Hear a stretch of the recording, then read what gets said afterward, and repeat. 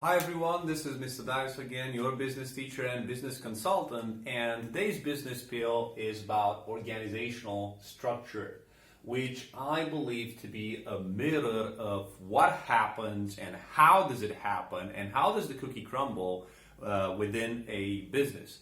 We're going to talk today about authority, about hierarchy, about span of control, chain of command, delegation, and last but not least, how do you manage your business? Do you keep it in a centralized way or do you decentralize? Do you delegate? Do you empower? And it's a very interesting concept because it actually focuses on an internal framework of a business. By the way, any business has or should have, at least should have, an organizational structure. So it's an internal framework of the business which shows us the way, the way in which management is organized. This is one thing, and how authority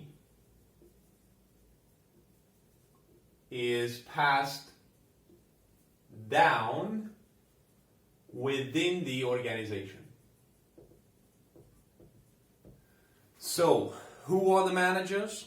What's the hierarchy? And how does authority get passed down? So I'm going to paint a very classic organizational chart, and we're going to start discussing from there. So I would start with the executive, of course. So we would have the CEO over here. Let's take the example of factory. Let's choose a factory. Then every CEO would have or appoint capable directors. Now, directors usually need mid-managers so they can be efficient.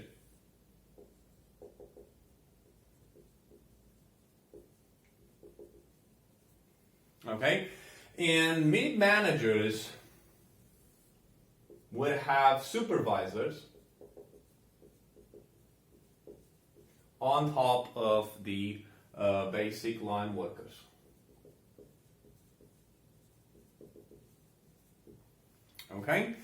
Now, what does this organizational structure, classic painting of this organizational structure, tells us up to now?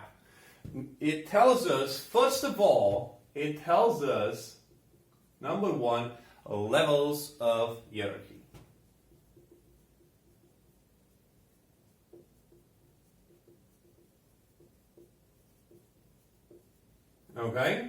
Now you should consider each layer as being a level.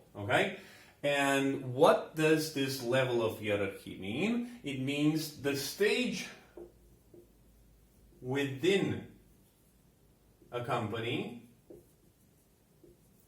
at which, this is really important, at which staff have equal authority and status. And one classic example that we can take over here would be sales director and marketing director. Because they are on the same level of hierarchy, they have the same authority and status within that company. Now, what else does this organizational structure teach us about? Number two would be chain of command.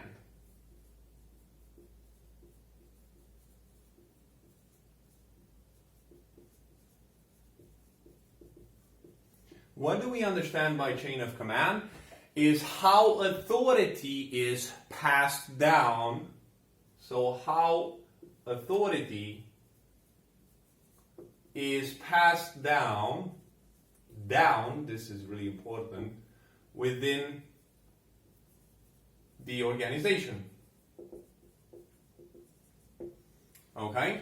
And it usually goes from the chief executive, to other subordinates. So we can paint it like this.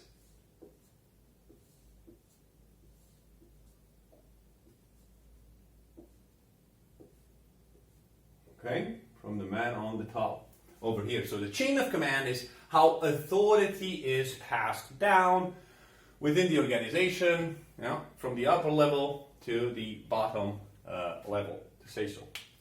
Now, one additional thing that we learned over here, and this is a very sensitive one, and it impacts very much how things happen internally, is the span of control.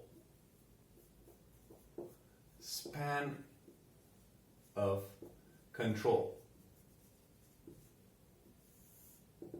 Okay? By span of control, we understand, very simply put, number of subordinates that are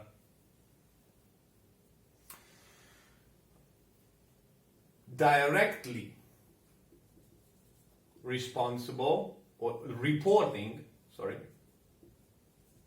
they're directly reporting to a manager or director. Okay? And span of control could have two different shapes depending on, I would say, the size of the business, the complexity of the business, but what is also your attitude towards delegation. But not only, even if you're open-minded to delegation, we're going to see immediately that sometimes you might not be able to do it, and you have to stick to a certain span of control or a certain structure. So there are two popular models. First one would be the model characteristics for a small business, which is known a wide span of control and could be drawn like this.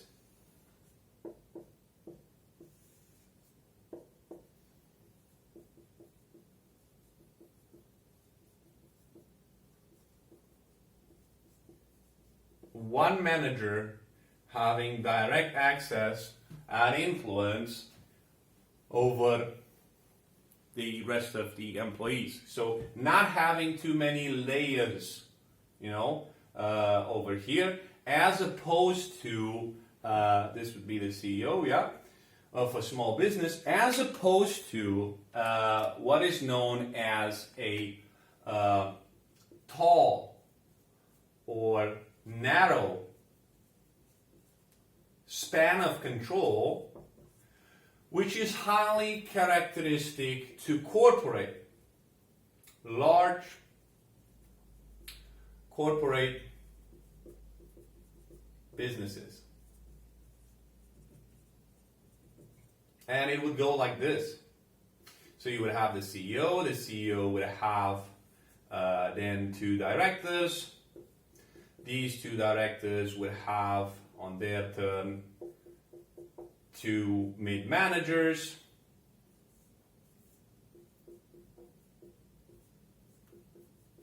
And these mid-managers would have several other line workers under them. Now, as I said, there are several elements that influence how are we going to adopt our organizational structure, how will the chain of command happen, and what will be the span of control that we're going to keep. So these three elements that actually influence what influences the organizational structure and the span of control. So number one would be size of the business. Yes, we've consumed this. We said, well, characteristic to a small business, characteristic to a tall or large business. corporate businesses, yeah. Number 2 would be complexity.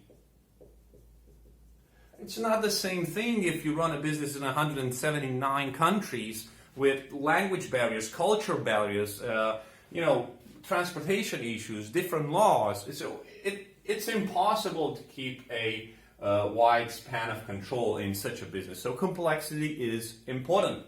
And number 3 would be attitude or stance towards delegation.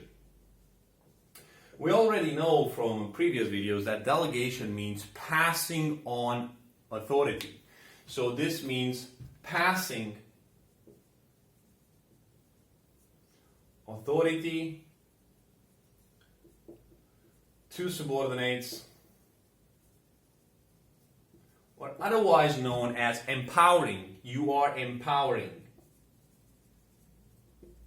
subordinates to take responsibility, to step in, to make a difference. Okay, now we already know that this can backfire if we don't have the suitable candidate that can take this responsibility from us and as a manager and actually allow me to fry bigger fish and focus on more strategic issues or bigger challenges, and him or her helping me with this task that I've delegated.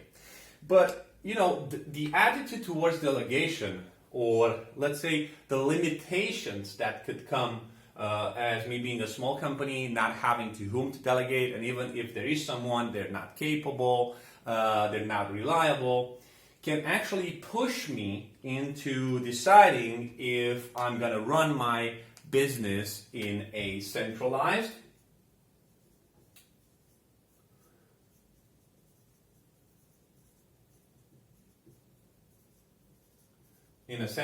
way or in a decentralized. Yeah, decentralized.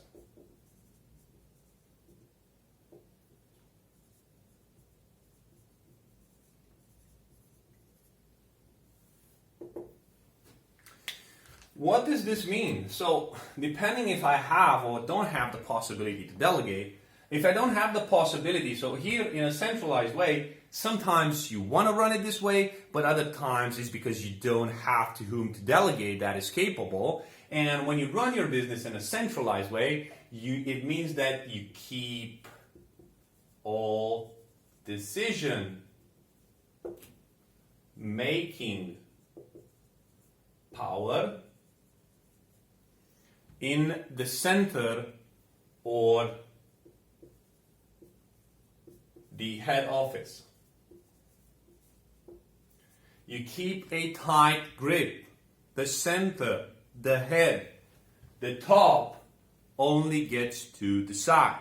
Okay, so this is what running a business in a centralized way actually means. Now, on the other side, if you have the possibility to delegate, if you are also forced to delegate because you have a multinational, if actually delegating is the only way you can run this business and make it function in all corners of the world, you would run your business in a decentralized way, which means you transfer. So you transfer decision-making power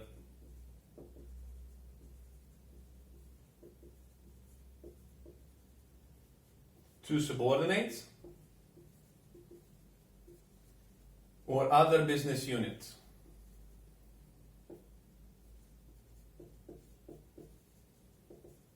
To take decisions. Perhaps it has to do with local legislation, perhaps it has to do with cultural challenges, perhaps they have a better sense of what's going on at that location. So going the decentralized way when it comes to this scenario would be the best way to actually run that business. Now, I'm going to let you into a small secret. Now, vast majority of businesses actually split decisions or challenges towards which they want to keep a centralized way of running them, and towards which they want to decentralize what's happening and how they delegate and they keep or pass authority. So in reality is usually a mixture depending on the challenge, complexity, and culture of the business. Okay? Because if the manager has this culture of keeping authority, then okay, there is challenge, there is complexity, but the manager decides to keep a tight grip over there. So these being said, I would pay big attention to what are the levels of hierarchy within the company so that I actually can scan at a first glimpse and understand how authority is passed over there, who has influence over whom, with whom as a business consultant do I need to discuss and actually has power, authority to take a decision, implement something, adjust something so we can see some results, and with whom am I gonna work, because as a business consultant you are somewhere here positioned outside and you need to be an amazing liaison between all these categories of staff so you can blend between them and gather information and build bridges between them so that overall the business will achieve the KPIs that you have agreed and the targets that you've subscribed for as a business consultant. Thank you so much for watching this video, and don't forget, if you have any other queries, just drop me a line and I'll help you pull it through.